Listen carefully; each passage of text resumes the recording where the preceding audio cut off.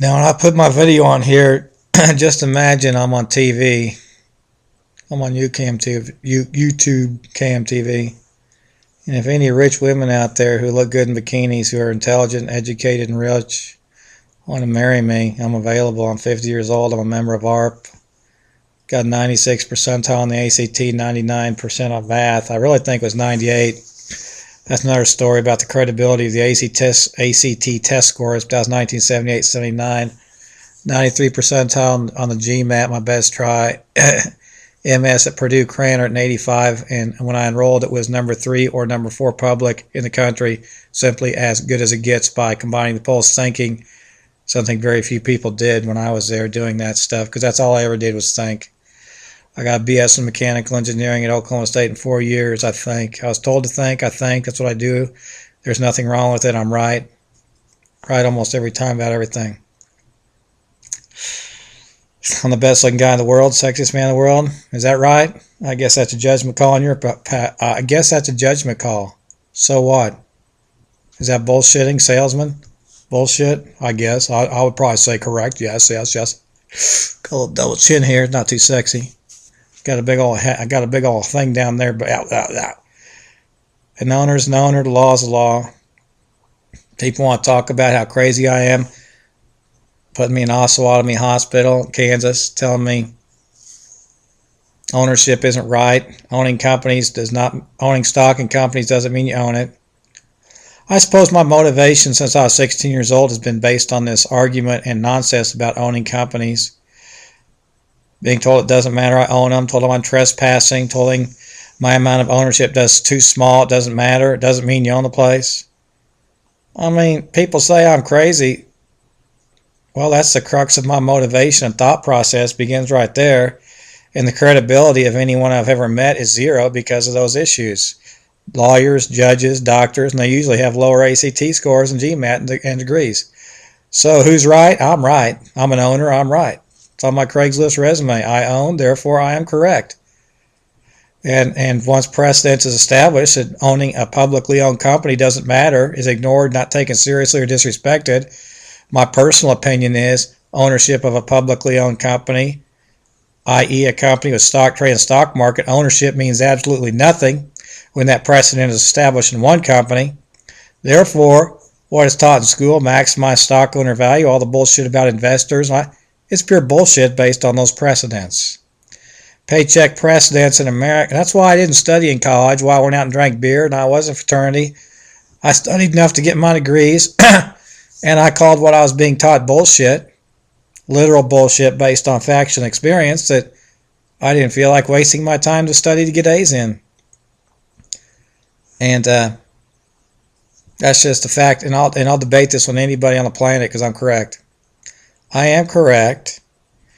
And people want to find out how crazy I am, what I think. Well, what I think is once any American gets $5 billion a year in paycheck now as a hedge fund, that's what I personally base my motivation to work for money on, that $5 billion paycheck.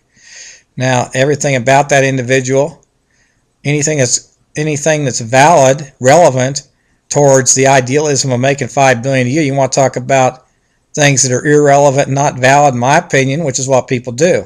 I said one share on Merrill Lynch. People say it's not enough to matter. Well, I say if there's no majority owner, then a minority owner, you want to argue with that? If there's no majority owner, then every owner is a minority owner, and there's nobody who's better. 2 shares is better than 1 share? I don't think so. Majority controls the board of directors, and if there's no majority, who are the fucking assholes fucking with me? And then they say it doesn't even matter. It's just pure bullshit. State of Kansas, the police, the judges, the courthouse, doctors in Osawatomie, Johnson County Mental Health. These people are idiots. They're incompetent, and they're criminals, and they're murderers. I call them murderers because they fucked me up. They fucked up my children I never had. Fucked me up so I never had children. That's murder. Murdering my children that I never had because they were fucking with me. Starting at age 23, 24, 18, maybe 17. This whole state, I don't know. I've been at Oklahoma State and Purdue and Indiana for college. Ran into plenty of idiots and punks there too. They had no credibility, and I guess I need to find some beautiful rich woman who says the owner's an owner, the law's the law. You know, and I just, you know, that's my basic premise for everything. I don't care. Anybody who violates those basic premises has zero credibility, and I've never met anybody who follows those basic, you know, ideas. And I've been surrounded by family and friends of family who violate those ideas, who have somewhat respectable type jobs where they are, you know, including my so-called daddy who just died, who had a Harvard law degree, and told me laws, you know, don't follow the law. I'm not a lawyer. Don't go to law school. I won't get a license or a job. That's the kind of bullshit I listen to. Besides his mafia, identity theft, murdering people, stealing their identities, lookalikes, doctors kill everybody up at Merrill Lynch. I don't know whether it's true or not, but I believe it's entirely possible it's true. That's because of my experience of being disrespected in court, locked up, handcuffed, and treated like drugged and fucked up. I mean, I physically don't feel good a lot of times. Tired. Do I care? Do I have a ethical, moral responsibility to care? Well, that kind of guilt trip was put on me when I was 17. That's why I got my engineering degree, and I expect to be the richest man in the country because of it. Now the richest man in the country is Bill Gates, who didn't graduate from college, I hear. Warren Buffett couldn't pass engineering, didn't try, didn't have to, didn't want to. Well, I'll use those individuals and everything about their education, standardized test scores, and I'll use those things as benchmarks for their business license to allow them to do what they do and the amount of money. And I also, you know, say it's in reaction to people telling me, well, like for one, nurses in these mental hospitals saying nobody's supposed to make more than $30,000 a year. Then they say they make $40,000 a year and fucking drug me up and fucked me up. So am I mad? I'll be mad until I'm dead, and I want everybody in America to know it. And I want these punks in Merrill Lynch and Smith Barney and Payne Weber in Kansas City to be locked up, spend the rest of their lives in jail until they're dead because they're punks. And I suppose maybe all these people are punks because they're driven to be punks by their surrounding, their friends, their family, whatever. Everybody comes from a different set of rules, I guess. I say an owner is an owner, the law is law. You violate those rules, you've got a war. Kansas City, Johnson County, Kansas, State Securities Commission, those faggot punk fucks, fucking cocksuckers. They're faggots. They violated those tenets of what I said, which is I'm correct.